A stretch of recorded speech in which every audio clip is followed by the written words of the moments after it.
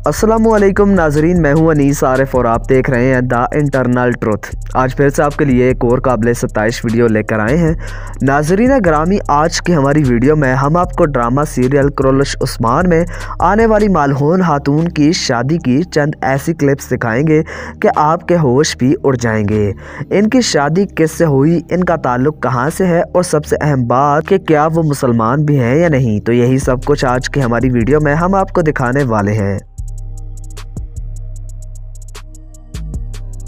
नाज़रीन ग्रामी, क्रोलश उस्मान में मालहोन खातून का किरदार निभाने वाली अदाकारा, जिनका असल नाम यिल्दिज़ शाकरी अटकसोय है, ने भी धूमधाम से शादी कर ली।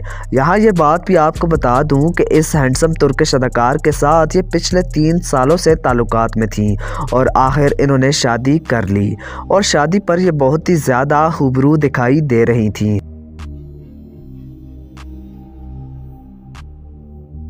इन्होंने अपने हस्बैंड के साथ डांस भी किया और खूब इंजॉय किया, जो कि आप वीडियो में भी देख सकते हैं। और कुछ ऐसी क्लिप्स हैं जो कि हम आपको दिखा भी नहीं सकते।